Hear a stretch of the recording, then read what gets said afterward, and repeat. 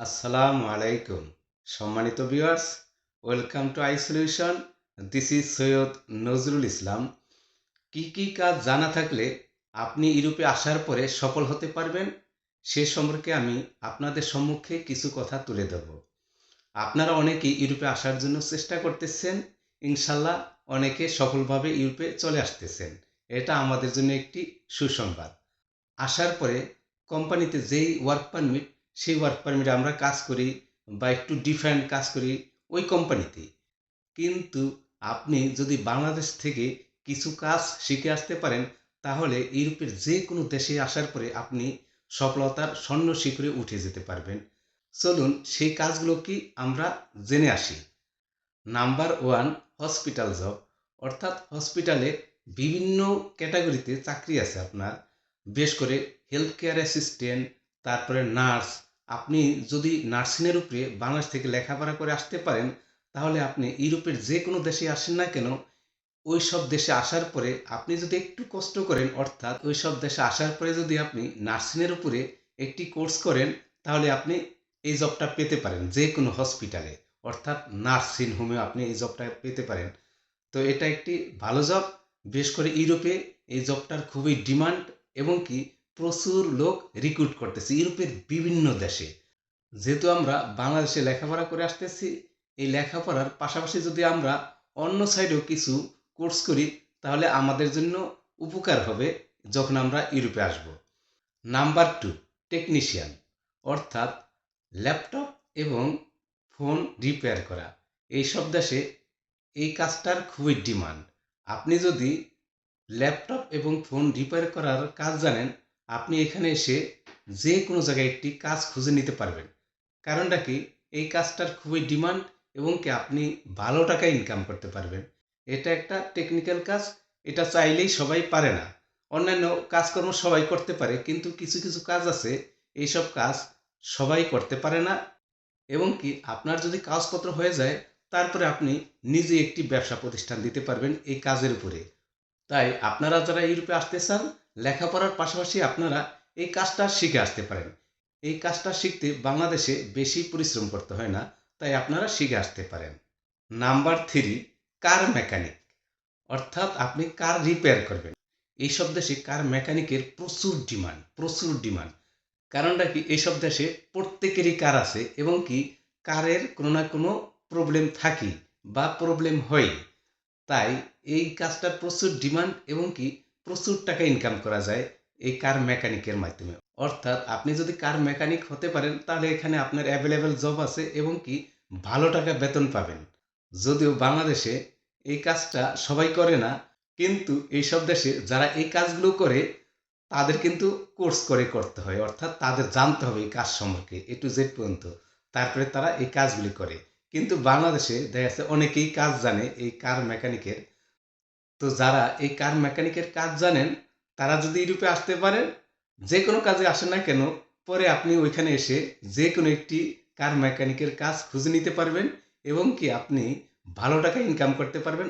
অর্থাৎ আপনি খুব তাড়াতাড়ি সফলতা অর্জন করতে পারবেন এই কার মেকানিকের মাধ্যমে। তারপরে নাম্বার ফোর, প্লামার। অর্থাৎ পাইপ ফিটিং করা এবং রিপেয়ার করা, ওয়াটার সাপ্লাই ঠিক করা, সুয়ারেজের কাজ করা। অর্থাৎ আপনার বাসার নিচ দিয়ে ওয়াটারের লাইন গেছে বা কোনো ময়লার লাইন গেছে, ওটা আপনাকে ঠিক করতে হবে, অর্থাৎ রিপেয়ার করতে হবে। এবং ইউরোপের সব দেশেই কোল কান্ট্রি, এই সব দেশে হিটিং সিস্টেম, অর্থাৎ প্রত্যেকটা বাসায় আপনার সেন্ট্রাল হিটিং। এই হিটিং আপনার ঠিক করতে হয়। এই হিটিং নষ্ট হতেই পারে, তাই আপনার হিটিং ঠিক করার জন্য এই প্লামারের দরকার। তাই যারা এই প্লামারের কাজ জানেন, তারা ইউরোপে আসলে সফলতা অর্জন করতে পারবেন। এই কাজটার প্রচুর ডিমান্ড আছে, যদিও বাংলাদেশে তেমন ডিমান্ড নাই এই কাজটার, কিন্তু ইউরোপের সব দেশে এই প্লামারের প্রচুর ডিমান্ড। তাই আপনারা এই কাজটা শিখে আসতে পারেন। Number five, electrician. আমরা সবাই জানি ইলেকট্রিশিয়ান কি কাজ করে। তাই যারা ইলেকট্রিশিয়ানের কাজ জানেন, তারা যদি ইউরোপে আসতে পারেন, আপনাদের অ্যাভেলেবেল জব আছে ইউরোপে এই ইলেকট্রিশিয়ানের। অর্থাৎ ইলেকট্রিশিয়ানের সব ধরনেরই কাজ আপনার প্রত্যেকটা বাসায় কম বেশি প্রয়োজন পড়ে।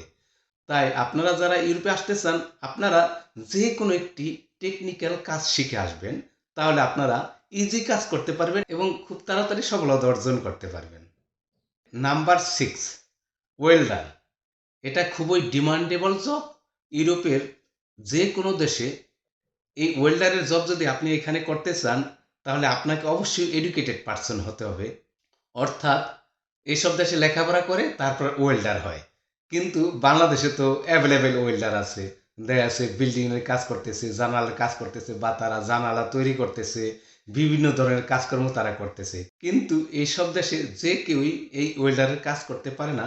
অর্থাৎ তারা লেখাপড়া করে তারপরে ওয়েল্ডারের কাজ করে এইসব দেশে।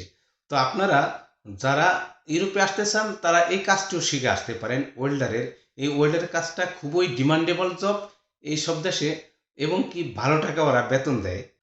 তারপরে নাম্বার 7, কার্পেন্টার অর্থাৎ কাঠমিস্ত্রি। আমরা জানি কাঠমিস্ত্রির কি কি কাজ। এইসব দেশে কাঠমিস্ত্রির প্রচুর প্রয়োজন। শুধু যে কার্পেন্টার কাঠমিস্ত্রিরই কাজ করে তা না, তারা বাসাবাড়িতে কার্পেটও ফিট ইন করে থাকে।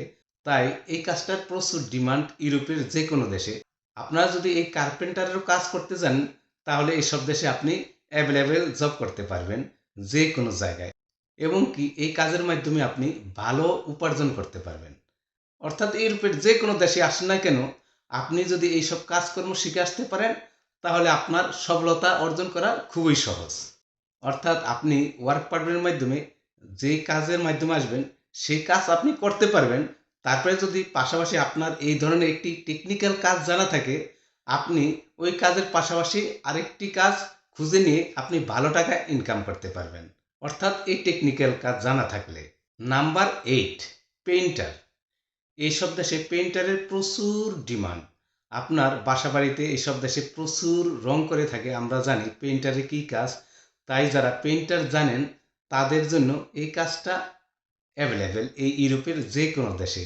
তাই আপনারা যারা ইউরোপে আসতে ইচ্ছুক, তারা টেকনিক্যালের এইসব কাজগুলো শিখে আসবেন। ইনশাল্লাহ আল্লাহর মতে আপনারা এইসব দেশে আসার পরে খুবই তাড়াতাড়ি সফলতা অর্জন করতে পারবেন।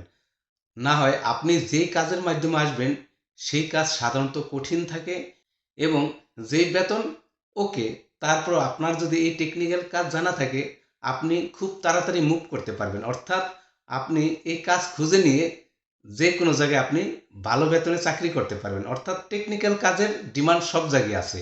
যদি আপনার টেকনিক্যাল কাজ জানা থাকে, আপনি কাজ খুব তাড়াতাড়ি খুঁজে নিয়ে আপনি ভালো টাকা ইনকাম করতে পারবেন, এবং ইউরোপে সাফল্যের স্বর্ণ শিখরে ওঠা খুবই সহজ।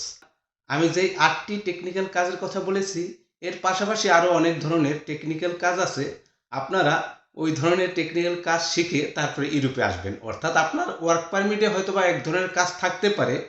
আপনি যেই কোম্পানিতে আসবেন, সেই কোম্পানিতে ধৈর্য ধরে কাজ করতে থাকবেন, এবং কি আপনার যে টেকনিক্যাল কাজ জানা আছে, সেই কাজের উপর আপনি চেষ্টা করবেন অন্য কোথাও মুভ করার জন্য। তাহলে আপনি খুব সহজে একটি কাজ খুঁজে নিতে পারবেন, এবং কি ইজিলি আপনি ওয়ার্ক পারমিট করে নিতে পারবেন। কারণটি এইসব দেশে এই টেকনিক্যাল কাজের খুবই ডিমান্ড। আশা করি আপনারা এই কাজগুলো শিখে আসবেন। তারপরে আরও অনেক কাজ আছে, ওইগুলি আমি ধারাবাহিকভাবে আপনাদেরকে আমি বলবো আরও কী কী কাজের উপরে এইসব দেশে ডিমান্ড আছে, এবং কি আপনারা সেই কাজ করে কীভাবে সহজেই ইউরোপে আপনারা সফলতা অর্জন করতে পারবেন। আমি ধারাবাহিকভাবে আরও কিছু ভিডিও করব ইনশাল্লাহ। আমি একজন প্রফেশনাল ইউটিউবার নয়।